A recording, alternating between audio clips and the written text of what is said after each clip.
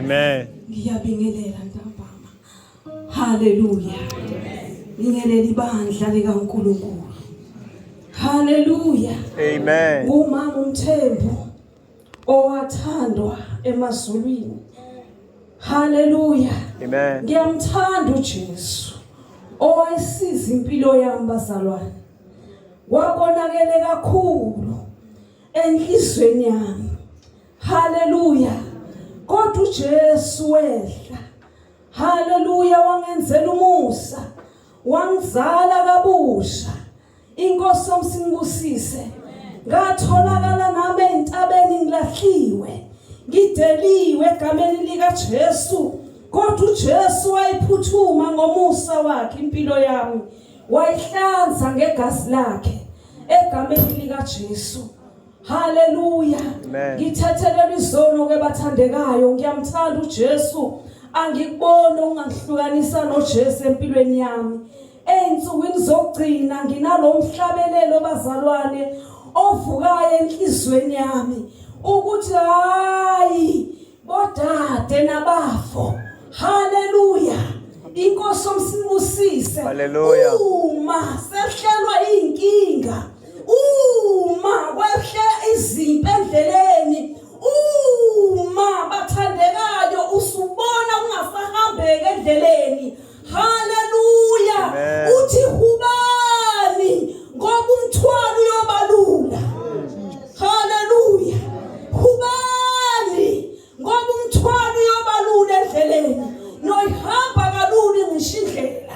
Inkosi yomsingusise kunalowo umyalezo enhlizweni yami egameni lika Jesu. Angizukusidla isikhathi. uJesu bazalwane wangithola nami ngiganile kancane. Hallelujah.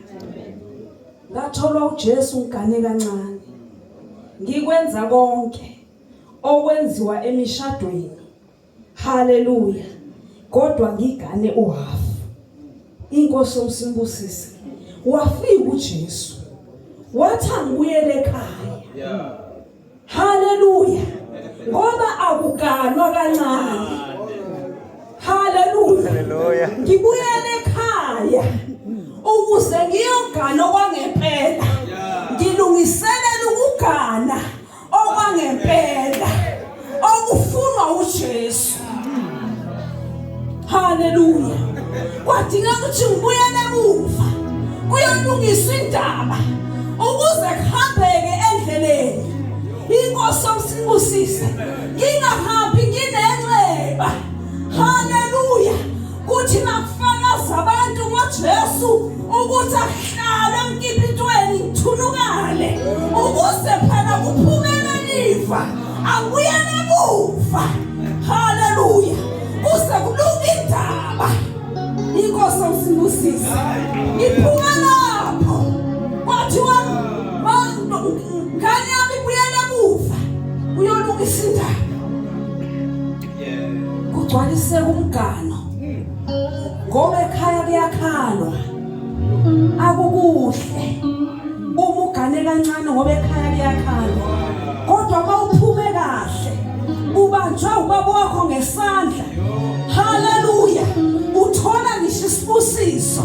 Kodwa mawuhambe wedwa uyathi omunye ubaba eshumayela uthi kunenkinga kulesi sikhathi sandelwe imishado yabantu abafika ngolwesithathu emshadweni ementweni. Inkosi yomsingusise kodwa isikhathi esiningi imishado iphuma ngemgqibelo kodwa leyo impilo ifika phakathi nesonto. Hallelujah. Wangithola lapho bazalwane uJesu. Ngabona ububi bami. Ngabuyela emuva ekhaya. Hallelujah. Ngathandwa uNkulunkulu wami. Nanamhlanje usamile. uNkulunkulu usathembekile empilweni yami noma zifika iziphi. Kodwa ngiyamazi owangibizayo. Hallelujah. Hallelujah. Ngiyabingelela ke bazalwane egameni elihle lethu Jesu Kristu. Bingelela ubaba nomama egameni likaJesu. Obaba befundisi labavangeli nomama bakwabo egameni likaJesu. nobaba bashumayeli nomama bakwabo ngegama lenkosi yethu Jesu Kristu abasha bingelele uSunday School khona egameni likaJesu. Umntwana kaNkulunkulu ngiyamthanda kakhulu uJesu bazalwane ngoba uJesu wangihlukanisa ngezinto haleluya engangizithanda uthe masengena yena kwafanele cace ukuthi-ke angisayenzi intando yami kodwa ngenza intando yakhe. Hayi-ke bazalwane sila belifikile itendi eShaka lafike lasho cha sabusiseka haleluya ngoba sijwayele khona uyabona mawuke wadla amen uyakwazi ukwehlukanisa izinto ezidlekayo nezinto ezingadleki. So sithe masifike eShaka sezwe ukuthi cha lokudla ngathi sijwayele. Haleluya. Haleluya. Kuyadleka futhi akusikhiphisi ngesiso. And kulaba abantu futhi abakhiphayo bahloliwe. Haleluya. Ngiyayikhumbula nje intshumayelo eyashiwo uMamBishop athi ngesikhathi yena bebeza nezinto zabo bedlala babethi manga besehlulekile kathi hayi akuhliphise bese siqaleni phansi. Haleluya. It's time ukuthula kubazalwane. So ke ingakho ke nantambama silana nje cha sizonibona bazalwane siyamthanda egameni likaJesu. Simthanda kakhulu bazalwane ngoba lakiwa khona kuyiwe ekhaya. Haleluya. Ekhaya la siyakhona no matter noma ngabe kuthiwa ukuhanjwa kanjani kodwa khona ekhaya siyakhona. Haleluya. Into engiyithandayo ukuya ekhaya ngoba lithi izwi lenkosi awuyi mawuneqhubu awuyi unenhliziyo awunakho konke lokho kodwa lithi iBhayibheli uya abangcwele bakhe bese lithi ke ekugcineni abakhethiweyo bakhe. Haleluya. Hayi siyamthanda bazalwane. Jesus. Ungalesahla isikhathi. Haleluya. Nantambama nje ukuthi usigcinile isipidi lengihamba ngaso la endleleni ngicabanga ukuthi kuze kwasaba nalencele engihamba nayo. Yathi qaphela kunamakhamera kanti naye wasashaya amakhamera. Kwenza ukuthi ngimduduze ngoba ngizwile isikhathi ukuthi inkonzo iqala ngasikhathi sini. Cha samba nabazalwane sisuka nabe Brownville egameni likaJesu. Amen. Siyamthanda Jesus. Haleluya. Chiliza ngaphezulu.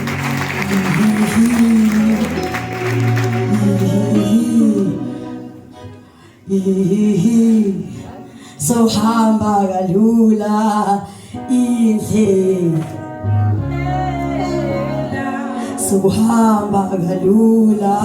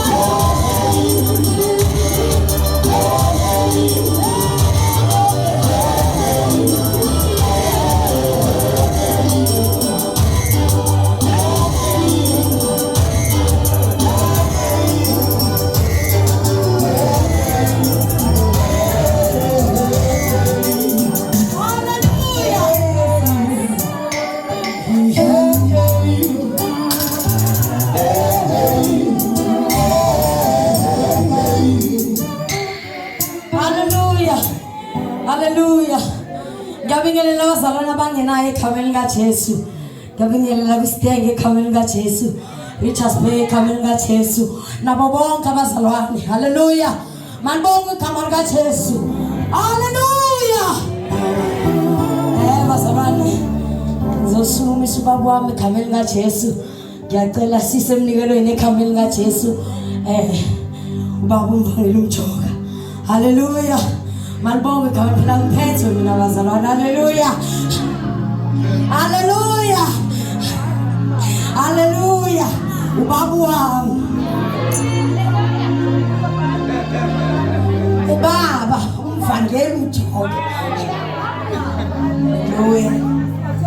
Bazalwane phela mina ngingane. Ubaba wami. Hallelujah.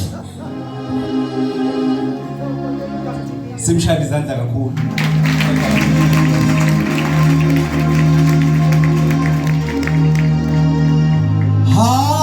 Hallelujah. Oh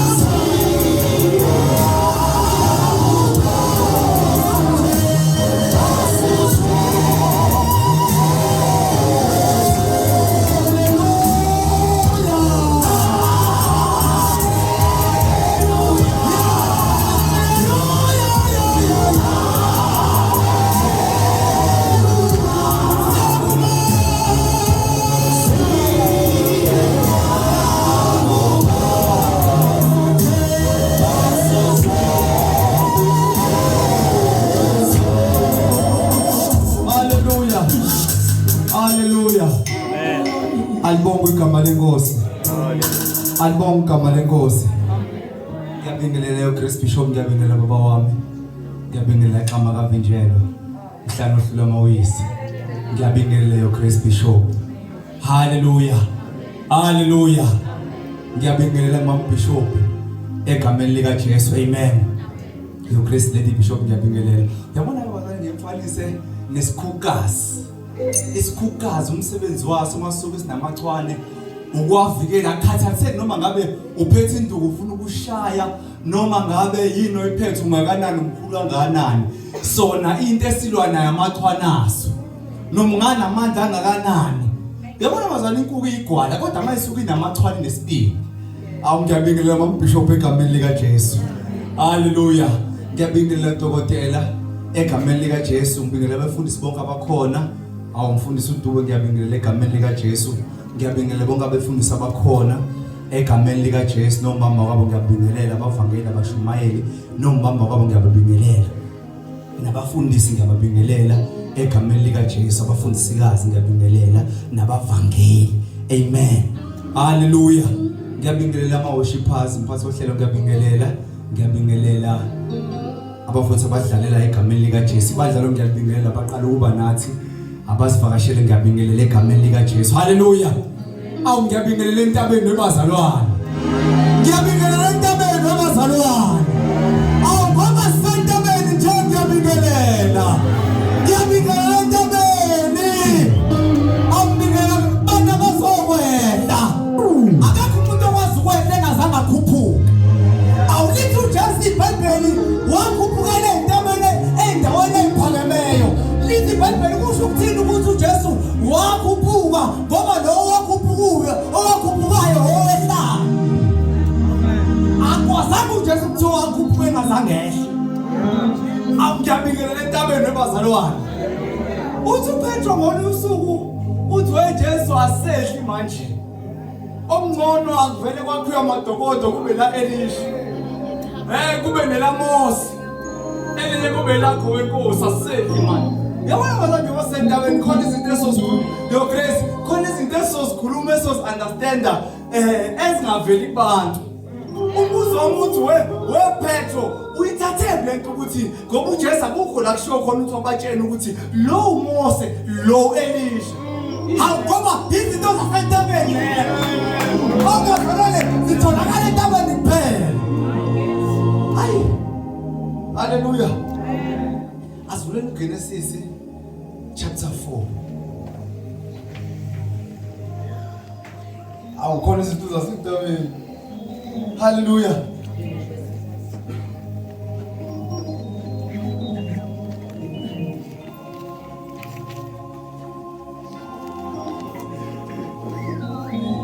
Bathu uMagide mothi ubaba. Phela ubaba akakwazi ukuya athi intombi enganeni ayizalile angithi. Angithi. Amen.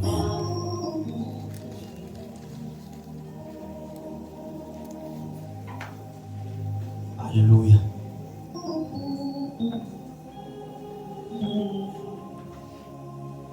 Chiliza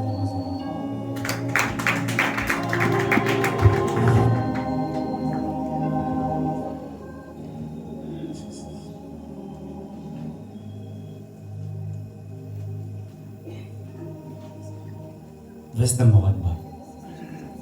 Ncwadi kaGenesis chapter number 4 verse number 1. Kaini no-Abel verse number 1. U-Adamu wamazi umkakhe u-Eva.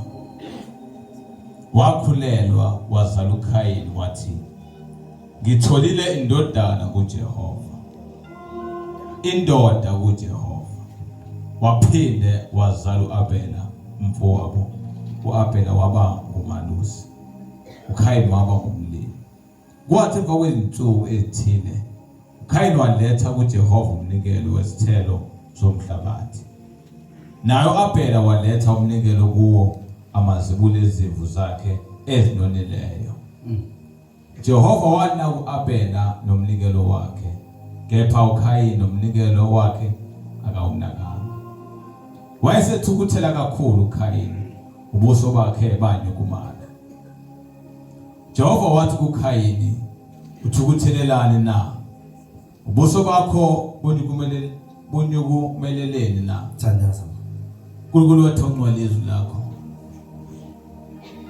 Namhlanje usuku usebenza ngani umsebenzi wakho opheleleyo.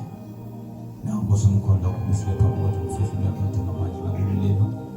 Uza wena wathi uqiniswe uphakanyiswe kakhulu ngothi isenkosi namandla. Amen. Cela ungifundele verse 7 kuphela mhlala phansi.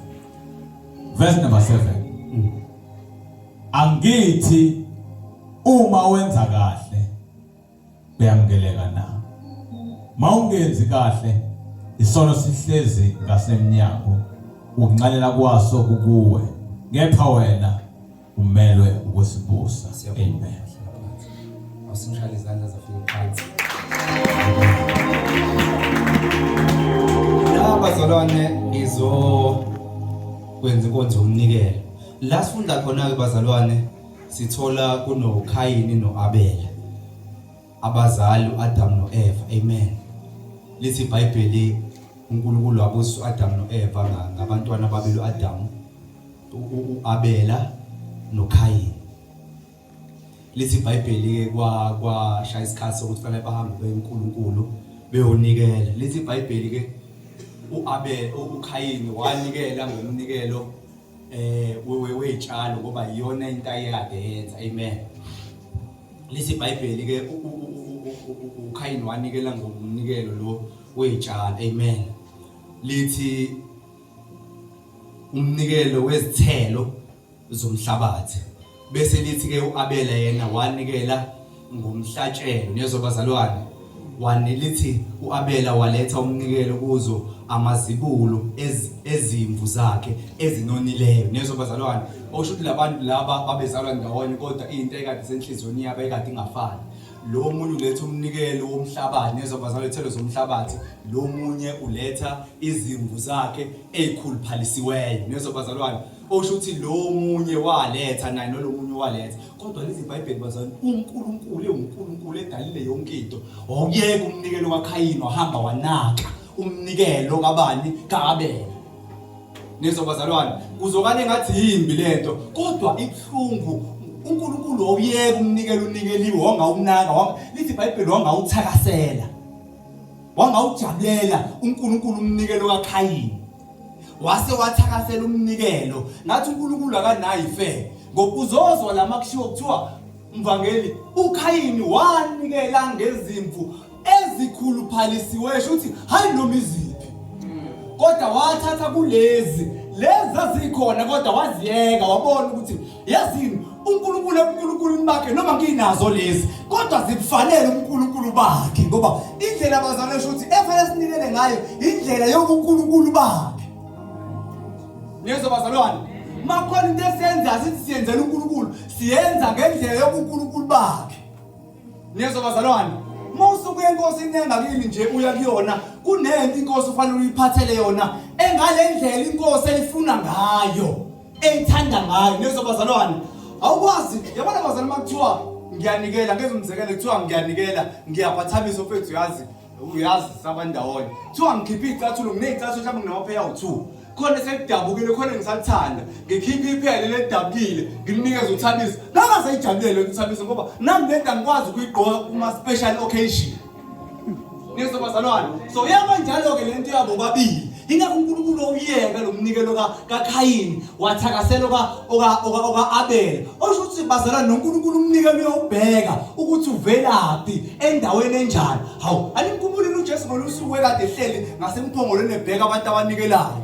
Banikela bonke banikela beza oh imani yembolo wesifazane unikele ngaphezulu kwenu nonke cabanga nje unikele ngefadinge okuyilo kade kwelokugcina shoot akabukanga indlela abanikela ngayo beza no 10,000 begida wayibuka uJesu beza no 10,000 kodwa ukhipha 10,000 eno 5 million. Nezobazalwane uJesu wabuka lento ukuthi uyabona lo ukhiphile lento nayo eyogcina bengayidayisa mhlawumbe noma aphile ngayo uthi nangu umuntu onikele ngaphezulu kwenu. Hawu esho phakathi kwabantu abangcono phakathi kwabantu abakhulu noJesu wema ewubuka umnikelo makusuke kumnikela awubuka ngathi umfundisi wona bayithanda imali uzayibuke inikelo noJesu wayeme ibuka washo uJesu wathi uzani imali Ngiyambona ke lo uyena onikele ngaphezulu kwethu. Imnandi lo nto bazalwane. Ihlungu lento uthi ngathi senginikelile uJesu uyabuka ukuthi noma kuthiwa banikele kodwa abanikeli kwi level yami. Niyezwa bazalwane?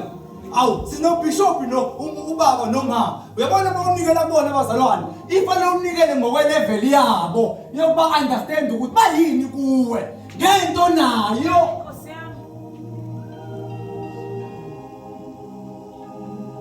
Niyezwa bazalwane? Mawuya ngento nayo ngayo yonke into nayo uJesu uNkulunkulu mewuwe umnikelo bazalwane noma singasho nje uNkulunkulu indlela uweya ngayo umnikelo uweya ngendlela yomnotho wakho indlela osho ngayo no understand ngayo no wazi ngayo nobonga ngayo uNkulunkulu indlela uNkulunkulu akubusise ngayo ilevel kaNkulunkulu ombona ngayo indlela unikela ngayo umnikela kakhulu akubona umnikela ngo100 million kodwa umnikela kakhulu umnikela ngalento nayo ngalento enamandla onawo yaziyo ngalento ophila ngayo sinakhohlisana nje bazalwane sithi siyanikela sinikele sikhiphe lento esikhiphayo kodwa umnikeli lo suka enhlizweni ingakhethi uNkulunkulu uyathokoza ngonikela uNkulunkulu uyathokoza ngalowo. Niyezwa bazalwane? Unikela ngangokwenhliziyo yakho. Yezwa bazalwane? Ngangokwenhliziyo yakho. Inhliziyo yakho mayithi uNkulunkulu uweda lento omnikeza yona. Ayikho into ongayikhipha uweda yona. uNkulunkulu makukuthi unethawula uyazi namathawula awu20 ukhipha ithawula elilodwa okwazi ukuthi uNkulunkulu kuwena ungangethawula elilodwa.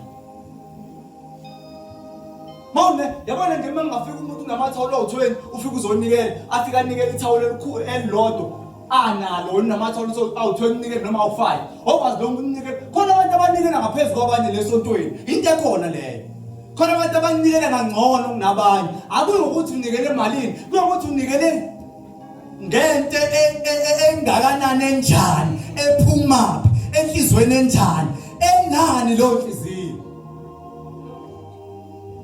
elokugcina lami lithi uNkulunkulu enkulunkulu bakhe wabona ukuthi angeke baze babe khona umvangelo omjoka umvangelo ubazi ekhiphile ingilosi kwakufanele akhiphe uJesu ngoba thina siwethu uJesu thina.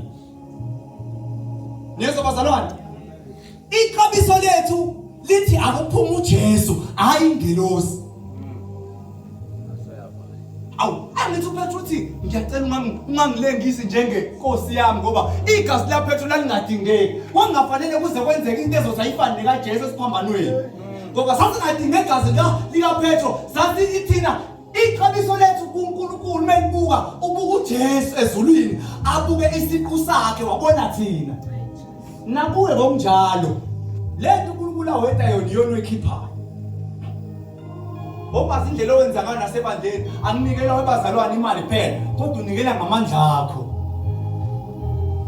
Amandla akho unikela ngawo asho ukuthi uNkulunkulu ubani kuwe. Siyakuzwa uyafakaza uyakhuluma ku right kodwa amandla akho sebenza ngawo nendlela owenza ngayo isho ukuthi uNkulunkulu unganani kuwe. Nendlela onikela ngayo isho kona ukuthi uNkulunkulu ungakanani kuwe. Nangabuza abantu akade befakaza angisho la abantu abafakazayo nje indlela esinikela ngayo indlela esifakaza ngayo yini na. Haleluya.